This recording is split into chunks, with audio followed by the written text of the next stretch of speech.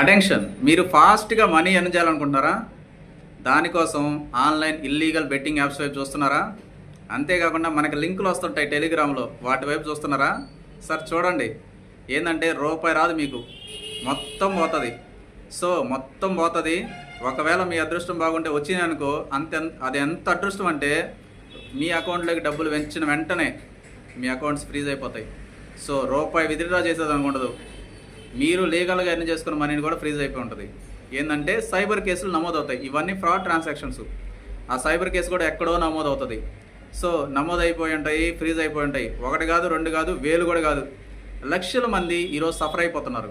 లక్షల మంది ఇలా ఆన్లైన్ బెట్టింగ్ యాప్స్ వైపు లేదా ఈ టెలిగ్రామ్లో లింకులు వస్తుంటాయి కదా, వాటిలో ట్రేడింగ్ చేసి మొత్తం బుక్ అయిపోయి ఉంటారు. సో వాళ్ళంతా ఎంత సఫర్ అవుతున్నారంటే వాళ్ళు లీగల్గా ఎర్న్ చేసుకున్న మనీని వాళ్ళు తీసుకోలేకపోతున్నారు. అంతేకాకుండా ఆ అకౌంట్లో లోన్స్కి వాటికి ఇచ్చేస్తుంటారు. సో లేకపోతే శాలరీ అకౌంట్ ఉంటాయి, మొత్తం బ్లాక్ అయిపోయి ఉన్నాయి. చిన్న ఇబ్బందులు కాదు, చిన్న ఇబ్బందులు ఫేస్ చేయడం లేదు చాలామంది.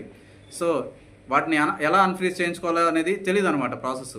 ఒకవేళ తెలుసుకున్నా కానీ అది చాలా కష్టమైన ప్రాసెస్, ఎక్స్పెన్సివ్ ప్రాసెస్. ఎందువల్లంటే అకౌంట్స్ ఇక్కడ ఉంటాయి ఏపీలో, తెలంగాణలో. సో వాటిని అన్ఫ్రీజ్ చేయించుకోవాలంటే కేసులు ఎక్కడ ఉంటాయి తెలుసా? ఎక్కడెక్కడో ఉంటాయి. జార్ఖండ్లో ఒకటి ఉంటుంది, లేకపోతే బీహార్లో ఒకటి ఉంటుంది, అక్కడక్కడ ఒకటి రెండు ఆడడం ఉంటాయి.